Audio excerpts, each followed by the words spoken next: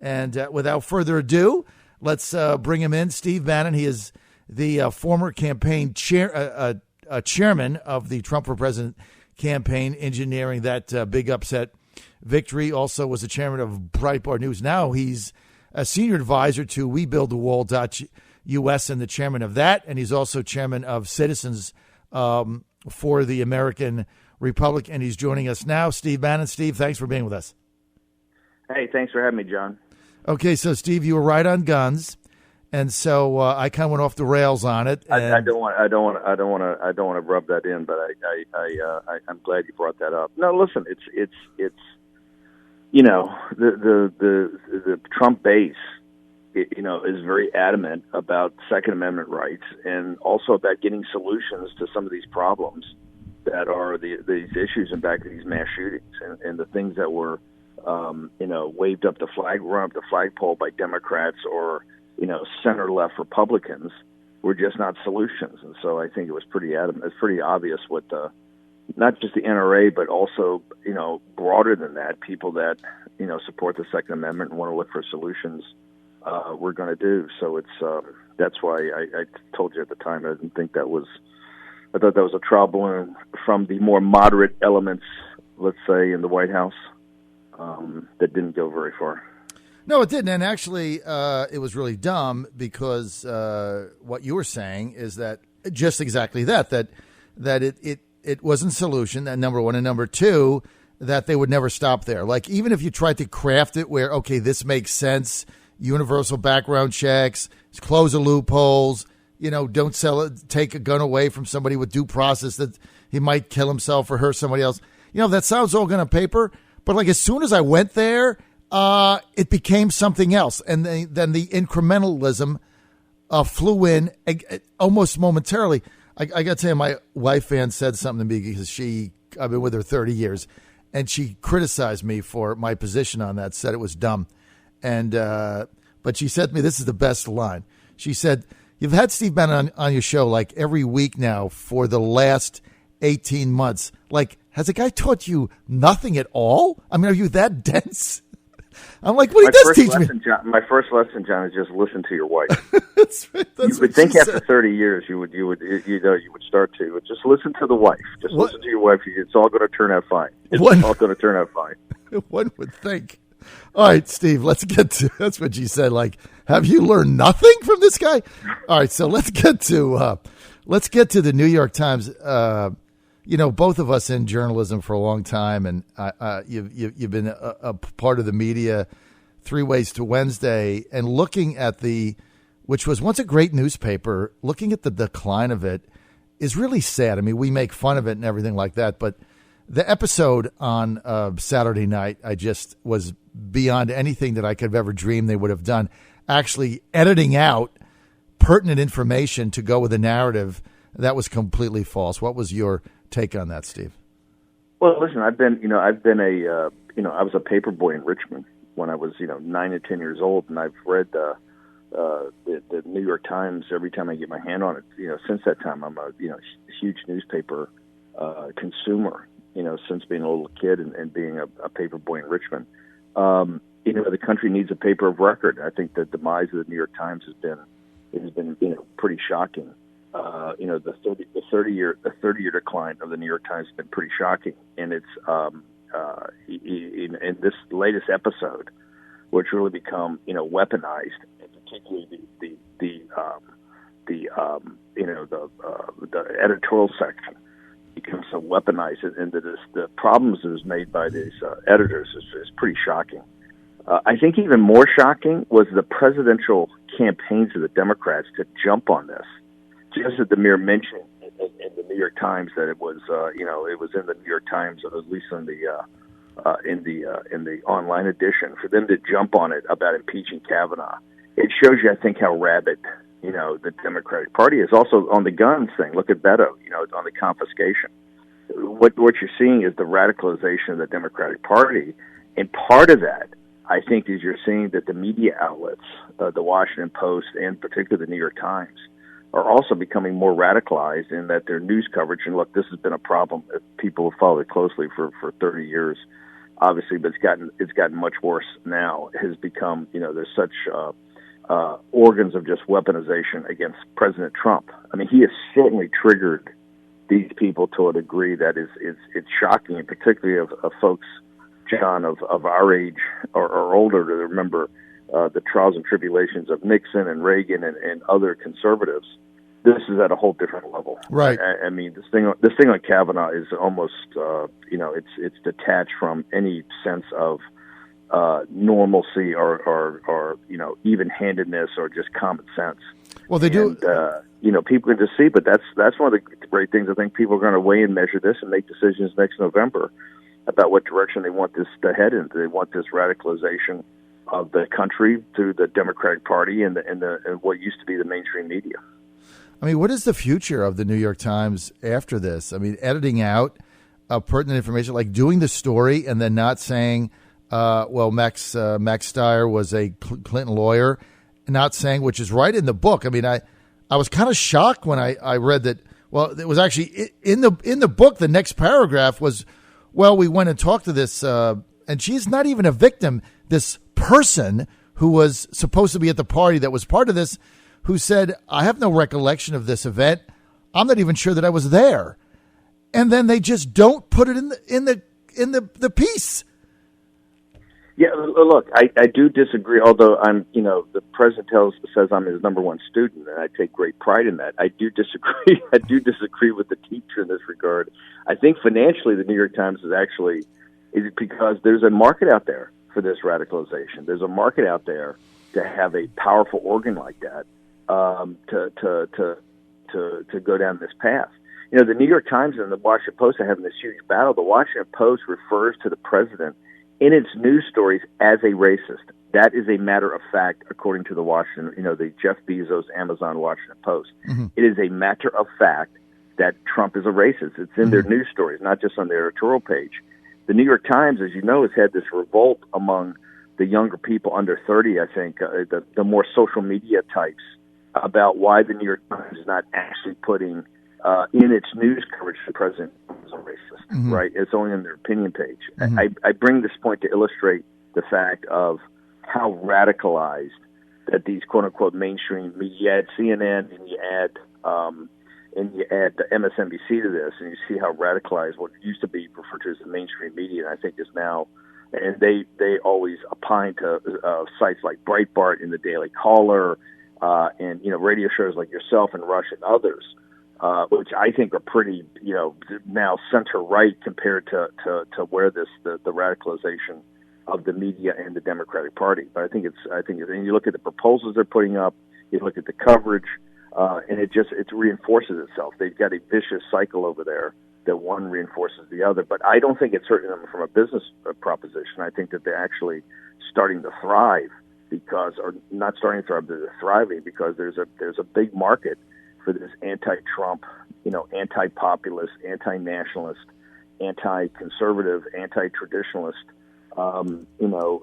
movement. There's a huge market for that, and they're feeding off that. We're with Steve Bannon. He is the chairman of Citizens for the American Republic. You can follow him on Twitter @CitizensAR, and he is also the chairman of the advisory board on WeBuildTheWall.us, WeBuildTheWall.us, former campaign strategist, chairman for the Trump campaign, also served in the White House. John, let me bring up one other thing before we finish that segment. If you look at Steve Cortez, this has been, and I know Steve very well. I consider him not just a colleague but a friend. If you've seen this huge explosion that happened in the New Mexico rally, and if you look at the how it's been covered in the mainstream media, one of this was triggered because Steve went on the Dennis Prager University site that does these videos so well, and he actually did a 5 or 6 minute video. I think it has 6 or 7 million hits right now. And what he did is he went back to Charlottesville, which, as your Virginia audience knows, was a very contentious situation. Went back to Charlottesville, and he deconstructed it and showed that President Trump was not supporting racists, was not supporting the neo-Nazis or the neo-Confederates or whatever these elements were. Did a very thorough job of doing that. And that caused huge consternation at CNN. It's caused huge consternation in the left media. And you've seen the way that Cortez has just been attacked. And if you watched last night on Cuomo with Cortez, where you had to defend it again. But it also shows you that the mainstream media will do anything at all, to point Trump as a nativist, to point Trump as a xenophobe, to point Trump as a misogynist, Islamophobe, a racist. And Rush Limbaugh, I think, gave great advice to the president. There's nothing Donald Trump can do. There's no policy he can put forward. There's no gun proposal he can put forward. There's nothing like on the criminal, on the felons bill he supported. There's nothing Donald Trump can do to try to bring his base and bring his group to reach some sort of accommodations or compromise for people he will ever get credit for.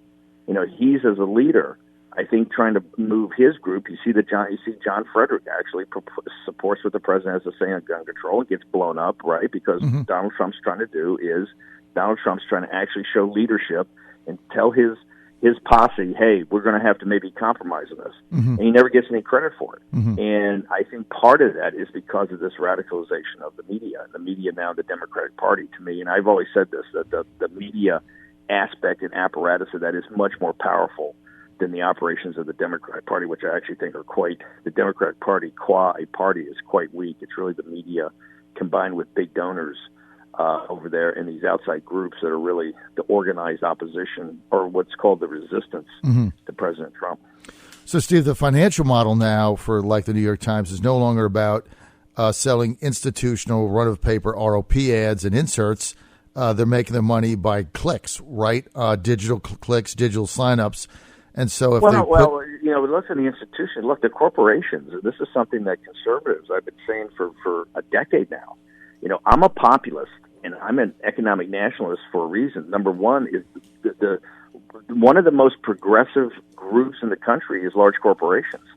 I think the New York Times is doing fine in selling. If you look at the sponsorships they've got, if you look at and particularly now where the corporations say they have other agendas, rather than maximizing shareholder value, which I have supported for a long time. I'm one of the first ones to bring that up, that this Harvard model of just maximizing shareholder value was not the type of capitalism we used to have in the mid part of this century.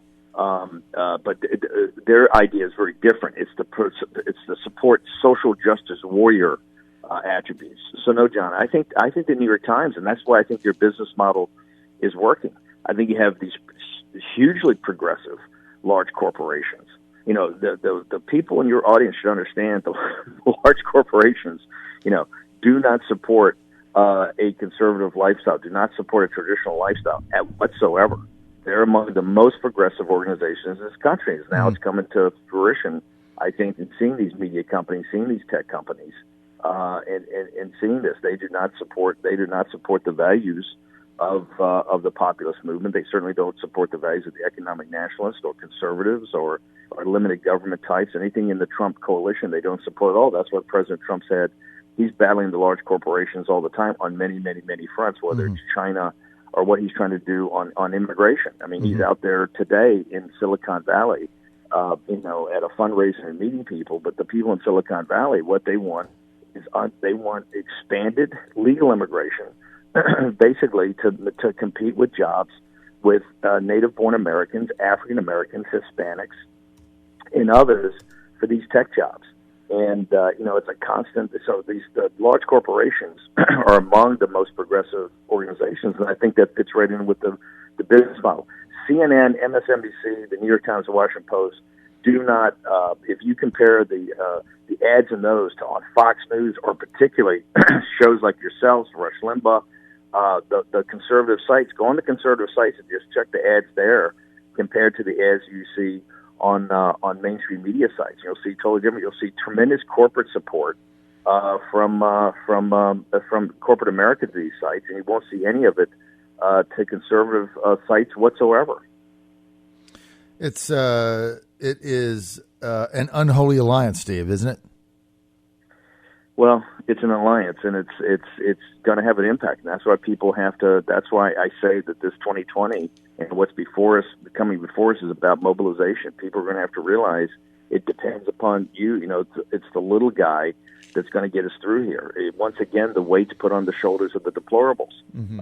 And if we're to save the country and keep the country in the direction where President Trump has been able to pivot and take us, it's not going to be easy. You're not going to get any plaudits in the mainstream media. You're not going to get. I mean, let's be honest. You know, we built the wall. We're very proud of the fact we built this mile, this horrible section down in New Mexico, right at the border, where the cartels were human trafficking, drug trafficking, and what we've been told is one of the great rallying points for the Border Patrol and ICE to see something that they're actually getting done be positive, because in their communities they're being essentially terrorized. Mm-hmm. This is why recruits are down for Border Patrol and ICE. They're being terrorized in their own communities, right? And a lot of this is backed up by media stories, etc. So it's what President Trump has pivoted the country. It's dependent upon the grassroots.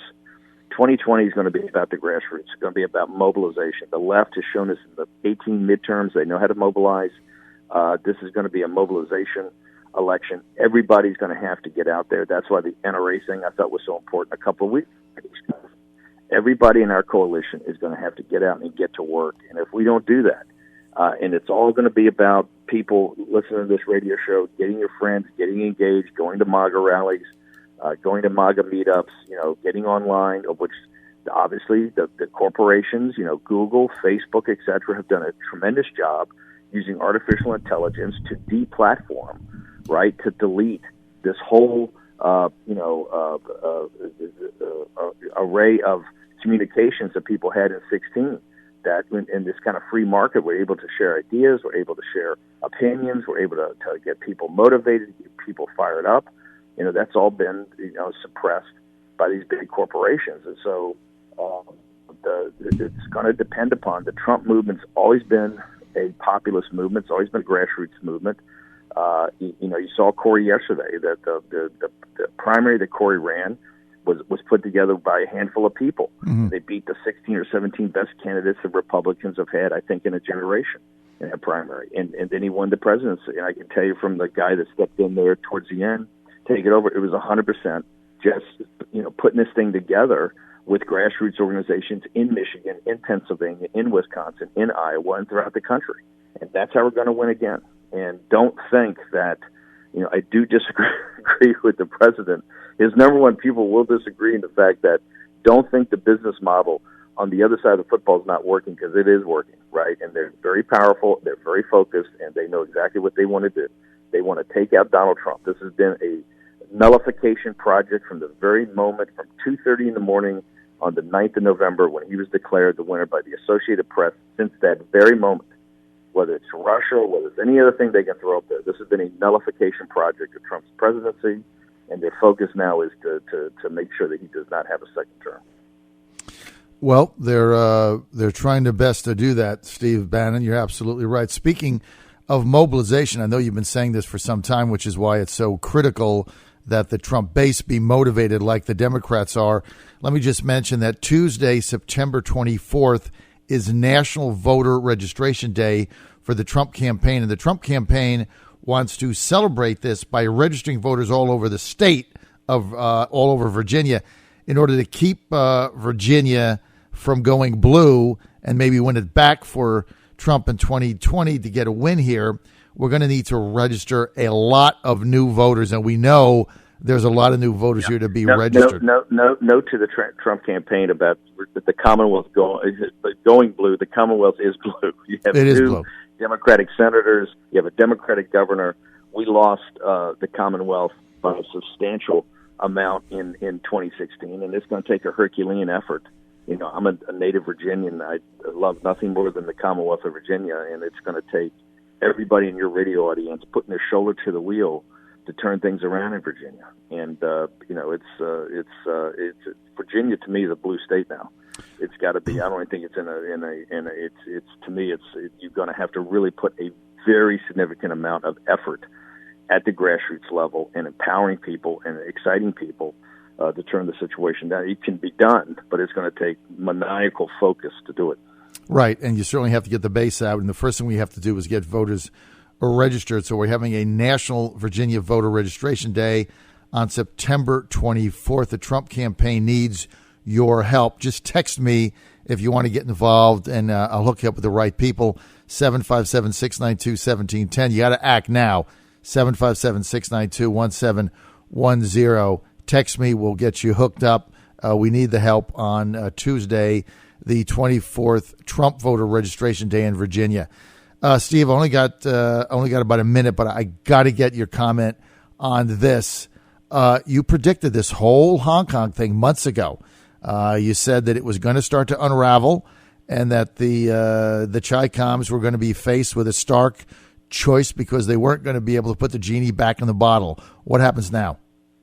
I think it's stand by, and this is October 1st, is the 70th anniversary of the takeover of China by the Chinese Communist Party. Remember, the 1.4 to 1.5 billion people in China, only 90 million are in the Chinese Communist Party. Now, that only a couple of thousand really matter and make the decisions. It's a totalitarian dictatorship.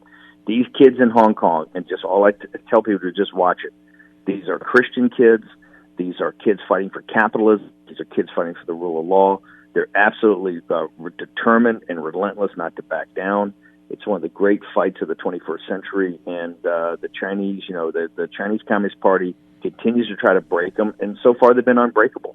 And to me, it's a inspiration to watch this. It's also the key that picks the lock on so many things that are going on today. I would just tell your audience, I know we got a bolt, but China extended a $400 billion credit facility to Iran this morning. And that is because Iran is part of their sphere of influence. Mm-hmm. So whether it's the Persian Gulf or the South China Sea, this situation is starting to metastasize. And it's all driven by the Chinese Communist Party. It's all driven by the dictatorship in Beijing that is out to essentially destroy the industrial democracies of the West. That's been their plan for 25 years. They're very focused on it. These are tough hombres, as President Trump would say. And so if you want to see how they operate, if you want to see all the happy talking Wall Street, we talk to the business shows, listen to all the happy talk and watch what they're doing in Hong Kong to the free citizens of Hong Kong and these kids under 30. And so all you got to do is look. Just to look at the facts and look at the reality on the ground. You can see everything you want to about the Chinese Communist Party in Beijing.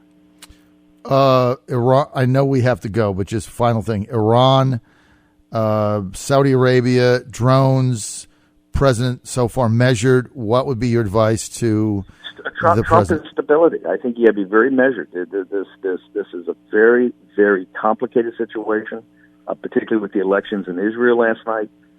You've got Beijing that now is coming as a major financial support to the Iranian thing. We have brought those guys to their knees through our economic sanctions.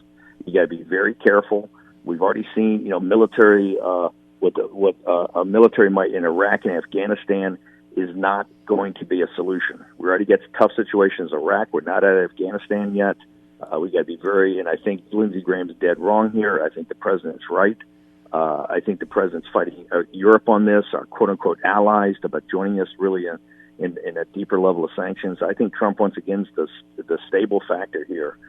And to me, I would just tell your audience, it's the signal versus the noise. Look at the signal. The signal from Trump, I think, is very strong of standing up against this coalition. And I would say all the people running around Washington saying that we had strikes have really got to think through what the long-term game plan and where our strength is. Our power is financial power. Our power is economic power. Our power is information power and technology power. We just have to start using it for America first, and for the countries like India, where Trump's going to be with Modi on Sunday, in Texas, in Japan, our allies, the real people that are on our side of the football. We need to start supporting them, and we need to start using the great strengths of the United States, the capital markets, the technology, what we have to really put forward our agenda, and that's what Trump's doing. Steve Bannon, thanks for being with us. We're out of time. I really appreciate it, as always.